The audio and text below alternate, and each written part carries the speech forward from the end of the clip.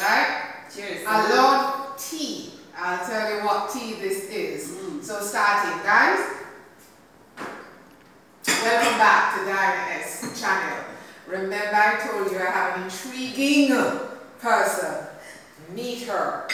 The one and only Maya from Mahanti Spa. Yes. Maya, let me tell you, I met you last night under unusual circumstances, and you were in a whole mood last night. But let me tell you something, I was paying a lot of attention to what you started to say in the last 15 minutes. And I said to myself, there's more to this young lady that meets the eye. And so once I got home, I said, I really want to have an opportunity. And once you said you're open, when I got up this morning, we moved on it, and you said you'll be happy. So I'm glad that you're giving me this pleasure. What is intriguing to me is when you said, when we were on last night, that you don't live in Ghana. You have a business in Ghana, and you go back and forth. Please to tell the audience what this business is, why Ghana, how long have you had this business in Ghana, and just give us the full on trail. Okay. In a short space of time, but a little bit longer than last night. Go ahead. Sure. So basically, my name is Maya Gilliam. I'm from the United States. I'm from North Carolina. I've been coming to Ghana for over 10 years. Absolutely fell in love with Ghana on my very first trip. And I've pretty much come every year after that. I just built a house in Trazaco, and it's now rented out. Sorry, Trazaco, where that is? It's in East Legon. It's in Ghana. That's the city, the capital. We refer to the East Legon as the... East Legon is like a part of Accra. Okay, fine. Yeah, it's part of Accra. So I just built a house in Trazaco about, I would say, 5 months ago. And with that, I opened a spa here in Ghana. I've always wanted to do that for many, many years. So at first the spa was in the house, and the house wasn't as conducive as it needed to be for a spa. It's in a perfect location, but there's a little rough road, and it's just not conducive for what we were looking for. So what I did was I went ahead and rented out the house, and now it's an Airbnb. So there's tenants in there. And as I was looking for other locations for a spa, I ran across the hotel. We're here in the Qualez Residence, Accra. It's in the airport area. Very, very nice hotel, 5-star luxury, absolutely beautiful. So I submitted a proposal, we got that. They loved us so much, they said, well, we run both of our spas. So there's another spa that we run in the #1 Oxford Street Hotel. Wow. Absolutely amazing, 5-star, luxury, jacuzzi, steam room, dry sauna, everything you can imagine for a spa. So we're very happy to be here. It was actually kind of a blessing that the house didn't work out because we're here now.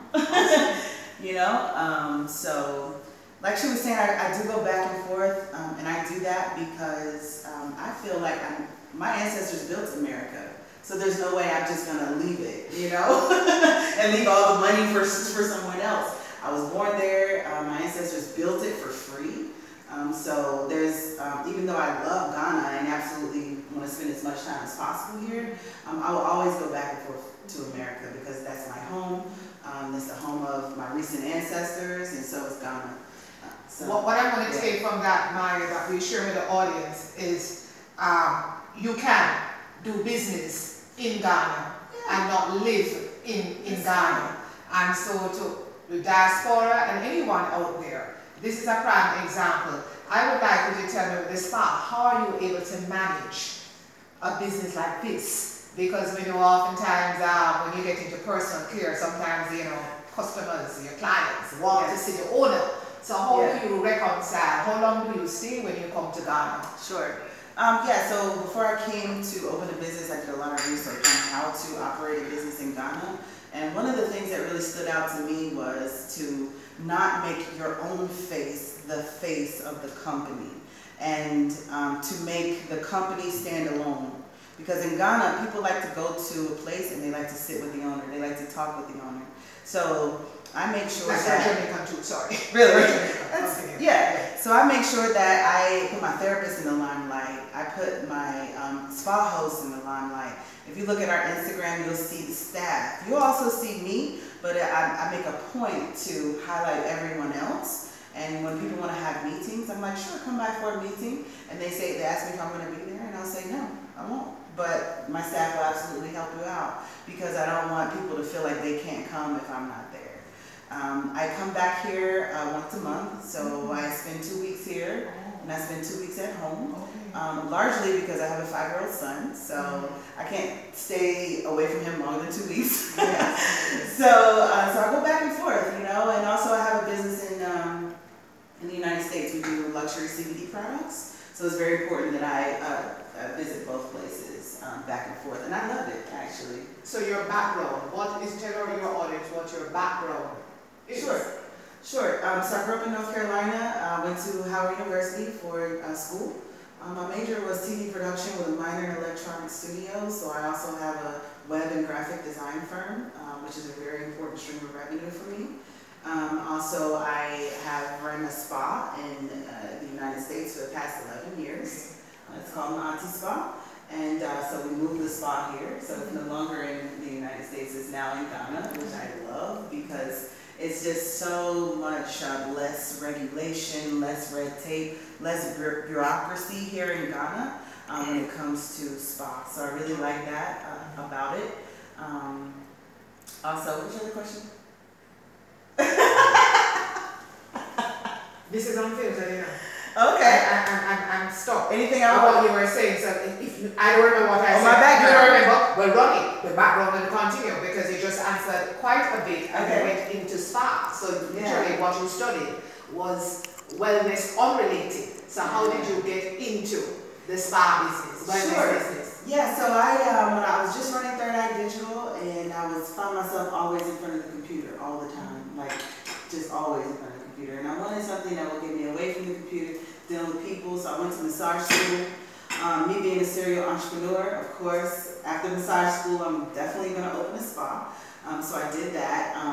My schooling actually plays a major role because the video editing, the marketing, the web design, the graphic design, I do it all myself. Our website, the business cards, the logo, everything I do it myself, which is a significant decrease in cost because I can do that myself. And so for the hemp business, I got into that. That's what we're running right now in the United States. So when COVID hit, all money stopped. So I pivoted. So I turned the spa into an upscale hemp dispensary. I'll never forget, see, I already had my hemp license to grow hemp in North Carolina. So I'll never forget, I got a letter from the Department of Agriculture, and they said that this business is deemed essential and you can stay open during the pandemic. And they gave us travel papers, so in case we were pulled over by the police and they asked us why we were still out, we had official paperwork saying that, well, we own a farm and a dispensary, and that's why we're still operating, similar to gas stations and other essential businesses. So I really appreciated the fact that, you know, that was an essential business, so I just dived into that. And Hemper's Farms has been doing so well that I just moved the spot here, and I still run Hemper's Farms in the United States. That's awesome because Ghana is not into the hemp at this point. Not yet. Not yet. Into common, right. So that will be at some other point soon. Yes. One will say. You're multifaceted, yes. I must say.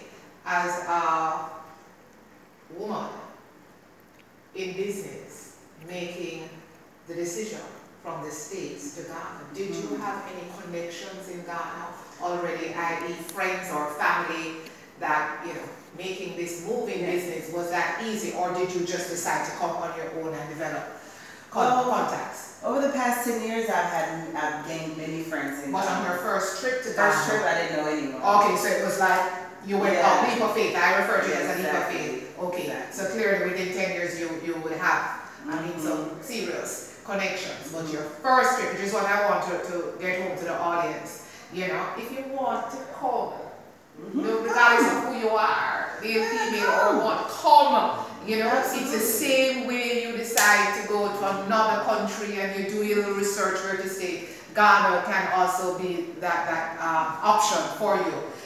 to the audience, finally, tell us why Africa and why Ghana? Oh, sure. Well, I did my ancestry DNA, so I'm Ghanaian. I'm also Nigerian, Cote d'Ivoire, Mali. You know, so I'm West African, and I have and I'm getting goosebumps. Just talking about it. So I have a spiritual connection with Ghana, with Africa, and I felt it from the very first trip. You know? Just when you get off that plane, you feel the heat. The heat. We're coming from Jamaica, I'm across the heat, so that's not nice too. That's not the same for me. So it wasn't the heat for me, but most of you guys coming from the north always speak about the first thing that got the heat. So I felt that heat, you know, it felt so familiar, and then I smelled that smell of like fire burning in the background. It just reminded me something in my genetic DNA, so I always kept coming back.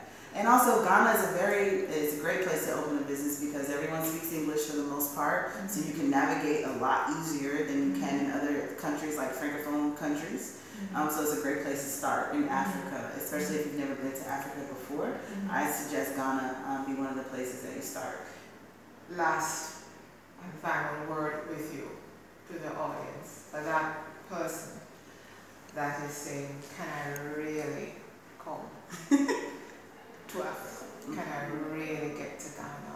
I want to, but I'm feeling very nervous, unsure. What would you say to such a person? To you, I would say just visit. You know, the hardest thing is going to be buying that plane ticket. Once you buy that flight, everything else just falls into place. You know, so I would first say go to a website and buy your ticket. That's the very first step. And then, of course, stay in an Airbnb because it's cheaper.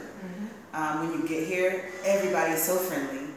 Literally, you can ask anyone on the street for directions. It's a super safe place to be. So I would definitely say come visit, stay for a week or two, see how you like it, come visit more, and eventually you can make whatever move you want to make, you know?